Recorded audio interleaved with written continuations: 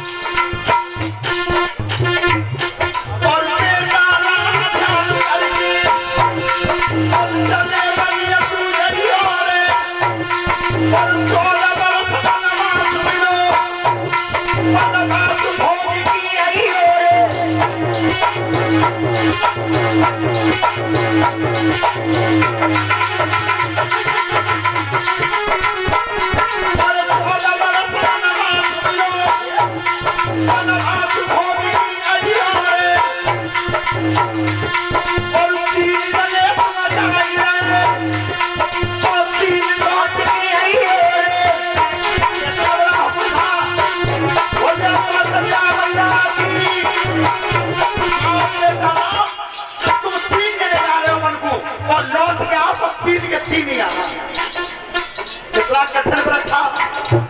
और आज का वो लड़का अगर मिलिट्री में भर्ती है जाए और तुम बउआ संग करती हो, 14 साल बाद आएंगे तो 8 तो आएंगे कम से कम। लेकिन राम ने कितना व्रत निभाया और कहा क्या? और वहां का जो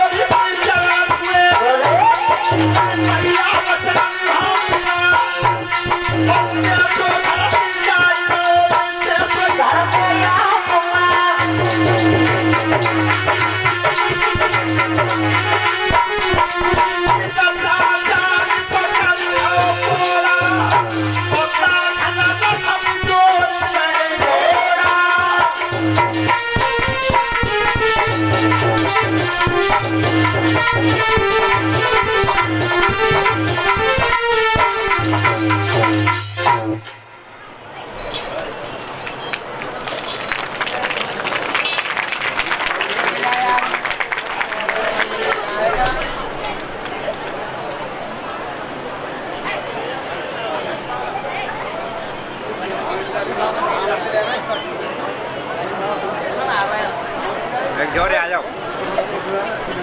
हाँ रितेश, हाँ जोरे आ जाओ।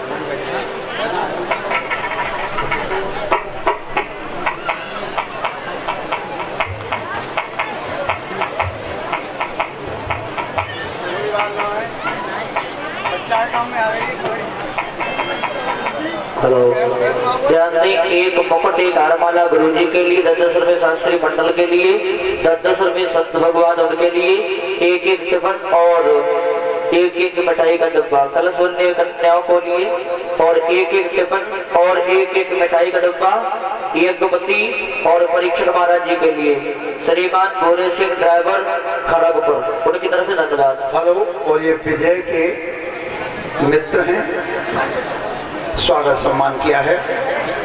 परमात्मा सुख समृद्धि देता रहे, धर्म के काम पे आगे बढ़ाता रहे।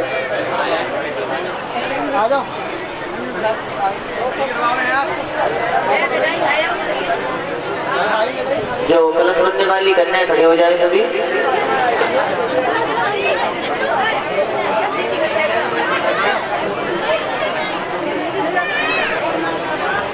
हेलो, हाँ भैया ध्यान से सुने। रामनगर, ओरनी, असटपुर, समोखर, नौजलपुर, काजीखेड़ा, रतनपुर, अथपतगंज, नगला बाग, शेखपुरा, नगला सुमेर, नगला पुढ़ियार, नगला कल्याण, नखतपुरा, ये 14 गांव हैं। ये भंडारे में सब झरा है। और सोरा और महनी, ये सब प्रत्येक घर से एक तरह को नोट है भंडारे के लिए। और पूरब पश्चिम के जो भी जितने भी रिश्तेदार हैं गांव के, वो सब रिश्तेदार तो आमंत्रित हैं ही। और कथा सुनने में चाहे 7 दिन सुने, 7 घंटा सुने, 1 दिन सुने, 1 घंटा सुने, वो अगर किसी तरह से निमंत्रण में नहीं और कथा सुनने आए हैं, वो भी सब कथा पंडाल में प्रसाद में सम्मिलित हैं। श्रोता बंधु, आज सब प्रजा को लेकर के भगवान राम तमसा नदी के किनारे पर जाकर के रुके हैं। तमसा नदी के किनारे पर भगवान राम ने विचार किया कि 14 वर्ष का समय है और ये समस्त प्रजा संग घूमेगी और मुझे राक्षसों से युद्ध करना होगा। राम भोजन कहां से आएगा? उसी समय राम को आज चाचा सुमंत से कह दिया कि चाचा अब उठो। क्या करते थे भगवान? दीन बंधु भगवान अरे नजर जब अपनी मोड़ गई,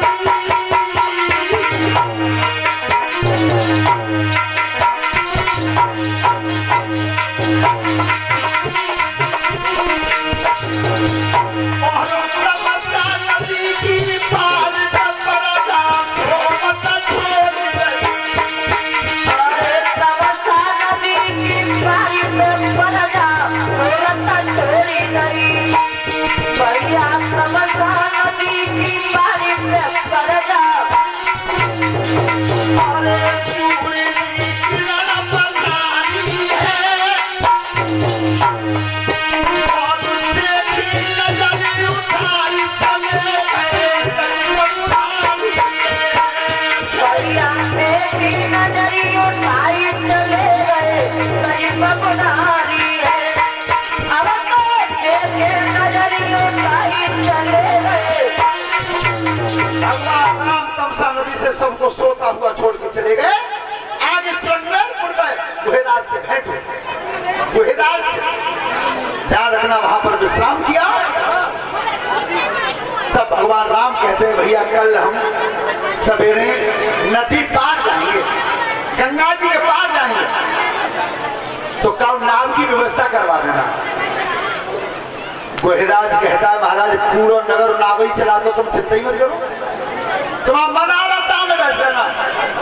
लेकिन एक कैरब नाम का केवट था, वो विचार करता है कि भैया ये सबन की नाव बड़ी अच्छी सुंदर है और मेरी नाव है टूटी, तो मेरा नंबर नहीं है। रात में उसने अपने मालिक से, अपने राजा से ये मांग लिया कि कल नदी के किनारे पर किसी की नाव दिखाई ना देवे। तो भगवान राम, गुहेराज, लक्ष्मण और सीता जिस समय चले, चाचा सुमंत से कहा कि चाचा तुम लौट, अब तुम लौट जाओ।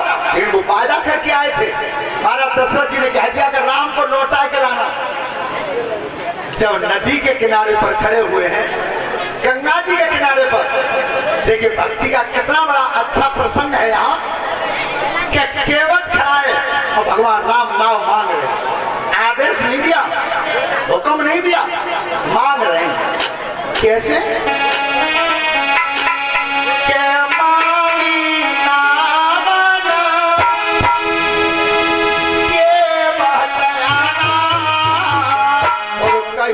तुम्हारा मरम में जाना, राम सिया राम राम सिया, राम सिया राम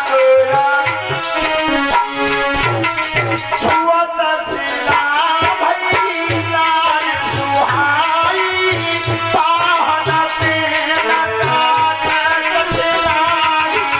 राम सिया राम सिया, राम सिया राम। और यह 100 का पुरस्कार गिरीश फौजी, ग्राम नया मास से।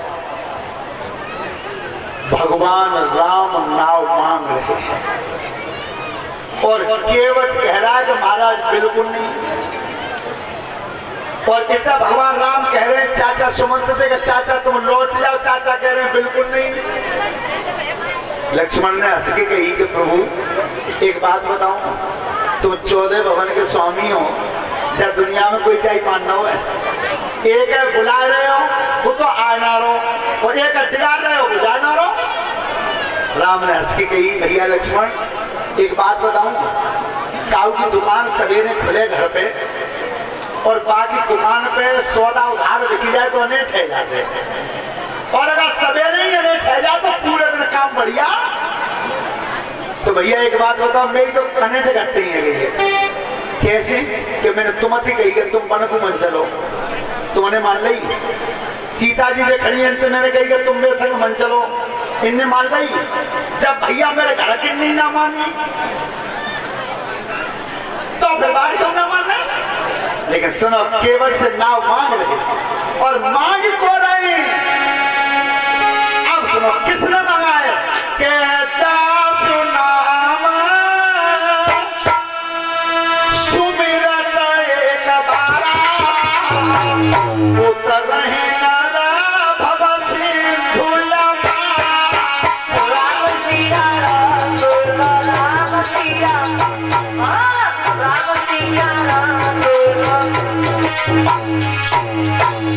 जिसका नाम एक बार लेने से और भवसागर से जीव कर सकता है, सो के बताई कहीं होला जे जगत हूँ बदहू राम सिया राम राम सिया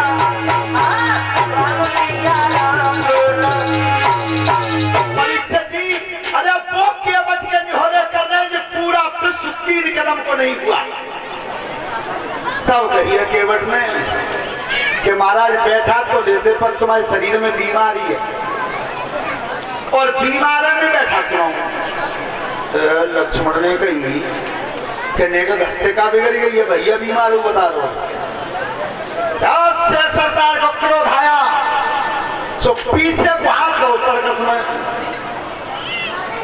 राम नहीं देख पाए, केवट ने देख लिया। तो केवट ने की बात सरदार मारो मारो, जानो चाहती हो तुम मारो, पर सुना लक्ष्मण आज तुम मुझे मारोगे, क्या गंगा जी के किनारे पर तो 4 फायदा हो रहे जो दुनिया में किसी को नहीं हुआ, किसी को नहीं हुआ, वो 4 फायदा हुए। और वो 4 फायदा जो बता रहा हूं मैं, सब ध्यान से सुनना और एक एक फायदा अच्छा लगा तब ताली बजाना। केवट की सुनो लक्ष्मण, आप तुम्हारे मार्ग से मुझे फायदा क्या है। क्या ये पूरी दुनिया इस पृथ्वी पर वास करती है और पूरी पृथ्वी का भूमंडल का वजन शेष के फल पे, और शेष के फल पर जिसका वजन टिका हो पूरी दुनिया का, और वो शेष अवतार धारण करके आए हो और वो अवतार में करके आज लक्ष्मण मुझे मारने को हथियार उठाएंगे, इससे बड़ा मेरा घात और क्या हो। मारो। और सुनो दूसरी बात, जब कोई मरता है, कोई जब मरता है तो बाकी मुंह में गंगा जल डाला जाता है, गंगा जल चम्मच से। अरे धरती में मरने वाले के तो हमें चम्मच ही डाला जाता है। लक्ष्मण आज तुम मारोगे तो वो सौभाग्य प्राप्त होगा कि मैं बीच गंगा जी की धार में, इससे ज्यादा और क्या मिलेगा। मारो। तीसरी बात, लक्ष्मण ध्यान से सुनो, जब कोई मरता है उसे लेकर के जाते हैं तो उसके पीछे बोला जाता है राम नाम सत्य। ये बोला जाता है कि राम नाम सत्य है। अरे वो तो नाम ही बोला जाता है, और आज मेरी मौत होगी तो साक्षात राम मेरे सामने खड़े होंगे, इससे ज्यादा और क्या। और चौथी बात कही तब तो राम मिल गए। तब कही लक्ष्मण तुम मुझे तीर धनुष से मारना चाहते हो तो मार दो, मुझे कोई ऐतराज नहीं है, पर जब कहीं मृत्यु होती है तो मरने वाले के दरवाजे पर 13 दिन तक सांतरा बिछाया जाता है बैठने के लिए। अरे आज मेरा वो सौभाग्य होगा कि मेरे मरने पे 13 दिन तक तुम्हारे भैया सांतरा बिछा कर बैठेंगे राम, इससे ज्यादा और क्या। सोई लक्ष्मण को रुको। और भैया भंडारे में 201 रुपए अमर सिंह भगत जी रामनगर, 200 रुपए टीकाराम ओरनी, 101 रुपए लाखन सिंह सन ऑफ वीरेंद्र सिंह असद